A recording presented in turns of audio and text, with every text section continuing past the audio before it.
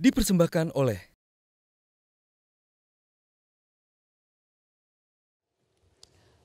buat pribadi saya, pindah partai biasa, enggak ada masalah, so jangan pindah akidah buat saya sih.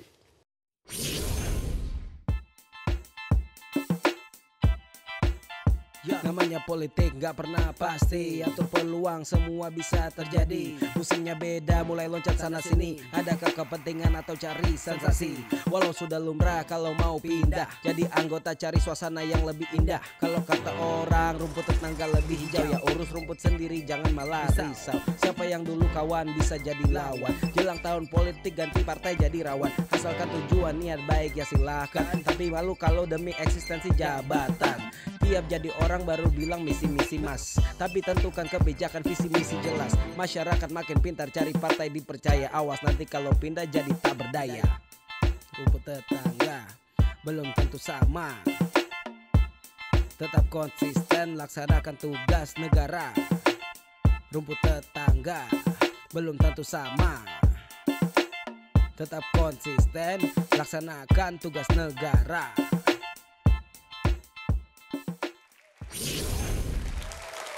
Pindah ke rumput tetangga, kita berganti narasumbernya. Ada Bang Sebastian Salang, Mbak Okia Sokawati, kemudian Mas Priyo Budi Santoso. Pembahasannya sama, kenapa alasannya pindah partai gitu. Ini tadi masing-masing sebelumnya juga sudah, kecuali Bang Sebastian ya, sudah lama begitu di partai sebelumnya, apalagi Mas Priyo nih udah gedengkot kalau bisa dikatakan. Tiba-tiba kok pindah ke Partai Berkarya. Windy silakan. Saya ke Pak Sebastian aja ya. Pak Sebastian. Baru berarti kan di DPR nanti kalau misalnya terpilih gitu agak kan. kurang jelas. Lebih kencang aja suaranya. Saya kalau nanti terpilih kan baru ini Bang Sebastian kan ya. Iya. Selama ini Bang Sebastian di Formapi itu kritiknya keras sekali pada parlemen gitu. Ya. Nah mungkin salah satunya adalah malas anggota DPR ini malas rapat-rapat gitu kan. Nah Pak Bang Sebastian ini mau jadi anggota DPR ini karena gemas oleh ulahnya anggota-anggota DPR yang sekarang atau apa, ada alasan yang lain? Kemudian apakah Anda merasa bisa mengubah gitu apa yang negatif-negatif di DPR ini begitu? Ya, saya persisnya diminta untuk bergabung di satu partai politik, lalu kemudian diyakinkan untuk ikut bertarung di 2019. Tidak mudah buat orang seperti saya untuk bergabung di partai politik karena persis selama belasan tahun menjadi pengamat, menjadi orang yang mengkritisi DPR, mengkritisi partai politik gitu, dan harus menjawab tantangan dan ajakan untuk bergabung di partai politik. Satu hal yang menarik buat saya ketika saya diyakinkan bahwa teman-teman itu mengatakan bahwa tidak ada partai politik yang bagus di Indonesia ini, begitu. Tetapi partai politik ini penting. Mas Sebastian sudah tahu begitu banyak mengenai persoalan di DPR, kebobrokan DPR. Ini saatnya Anda buktikan kalau Anda bisa masuk di DPR, dan saya kira setelah sekian lama ini ada fase di mana saya harus buat keputusan untuk masuk ke dalam, memberikan warna terhadap apa yang ada di DPR itu. Mungkin tidak bisa mengubah semuanya, tapi paling tidak ada komitmen yang saya tahu persis, misalnya soal kemalasan. Kalau saya juga malas, itu artinya saya mengkhianati apa yang saya bicarakan selama ini. Artinya siap dikritik nggak Bang Sebastian? Oh tentu saja. Termasuk saya temannya sendiri nih Bang Lusius bahkan Karus. teman-teman sama Formapi. Kalau Lusius. Ya. Ketika saya memutuskan untuk masuk partai politik, saya minta teman-teman di Formapi agar lebih keras mengkritik DPR supaya lembaga seperti Formapi atau lembaga lain itu tetap independen dan tetap kritis, even kita berasal dari lembaga itu. Oke. Begitu. Dan ketika saya di dalam pun saya punya komitmen untuk melakukan introspeksi, mengkritik juga dari dalam. Tapi Mas terhadap apa yang terjadi. Satu hal yang salah kaprah adalah kata-kata lu cuma bisa ngeritik, lakukan kalau bisa. Ini bagi saya salah karena ilmu kritikus sama ilmu pelaku beda. Kritikus berperan dengan why-nya, pelaku dengan how. Ya. Nah, jadi pengamat ke pelaku dan pelaku ke pengamat itu tidak mudah. Roni Pati Nasarani dari kapten kesebelasan PSSI menjadi pengamat sepak bola perlu waktu sekian tahun untuk belajar nulis. Oke? Ya. Pak Sarwono Kusumatwaja begitu selesai jadi menteri, sore ditanya sama wartawan, Pak gimana komentar Bapak tentang pemerintahan? Jawabannya menarik, gila kamu, baru selesai jadi birokrat sekarang kamu suruh aku jadi pengamat. Beda.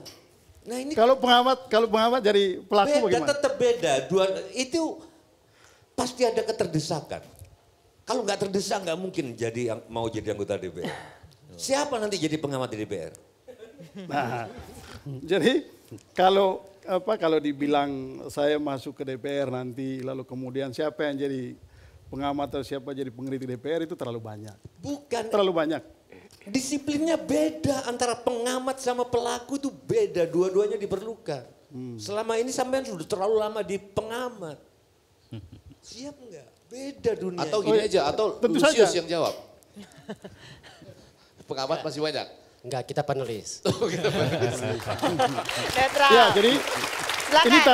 ini tantangan Ya. serius, ini tantangan serius. Tidak cuma saya, ini tantangan serius bagi para pengamat, bagi para peneliti, ketika mereka keras mengkritisi apapun. Pak mengkritik Kurtubi dulu DPR, keras dengan begitu. segala hormat. Pak Lalu Kurtubi migas. Begitu Ya. sekarang masuk Nasdem, ya saya kok nggak terlalu bijak gitu loh.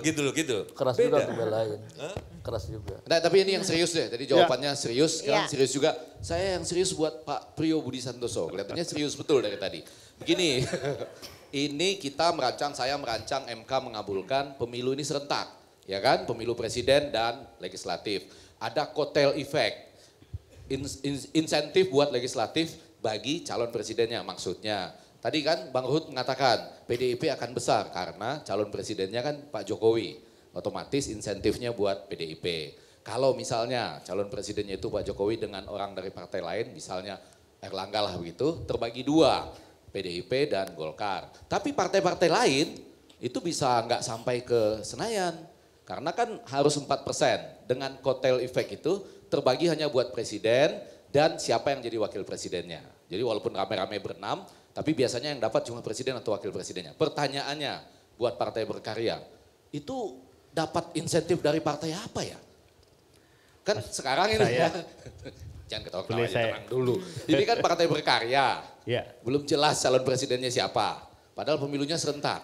Mas Effendi. Nanti dapat insentif dari partai apa ya? Apa jangan-jangan nggak sampai ke Senayan loh itu? Mas Effendi Ghazali, Siap. saya menaruh hormat tinggi pada Anda Iya. dan gerakan sipil yang tak lelah-lelahnya kemudian menggugat ke Mahkamah Konstitusi. Karena ada kolaborasi partai-partai besar untuk mencoba memberangus kesempatan putra-putra terbaik untuk bisa berlaga, berkompetisi secara sehat dalam pertarungan Pilpres maupun Pileg. Alhamdulillah kalau untuk Pileg, Partai Berkarya lolos. Dan kami hari ini bangga yang kemarin begitu lolos, yang sebelumnya sebagai partai baru dipandang sebelah mata, begitu kami angkat topi, mengangkat Mas Tommy Soeharto sebagai ketua umum, menarik saya sebagai sekretaris jenderal dan seterusnya, kemudian partai ini mempunyai adrenalin tinggi ketika sambutan masyarakat begitu luas dan kami percaya diri. Bukan sekedar lolos dari threshold, tetapi bisa menjadi Bisa ke Senayan. 5 besar di Senayan. Enggak, bukan. Maksudnya kan Tetapi- calon presidennya nggak ada. Iya. Jadi apa misalnya nanti mengkampanyekan apa? Penak zaman Nah, kuto atau apa gitu? Iya betul. Memang kami tak ragu-ragu untuk menjawab. Saya mohon maaf harus saya katakan sejujurnya.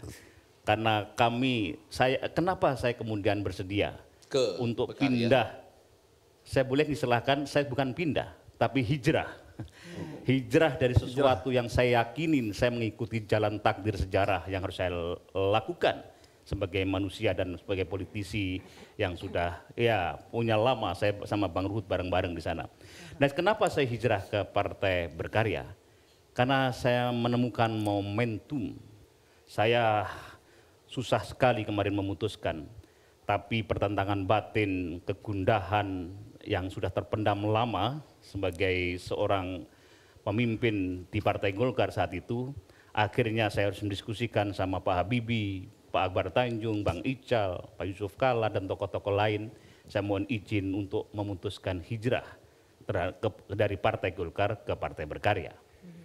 Alasannya ya sudah tentu ini panggilan sejarah. Ya. Tetapi kalau saya ditanya lebih jujur, gini, saya setuju saya tidak boleh menihilkan bahwa platform Partai Golkar dan Berkarya beda-beda tipis.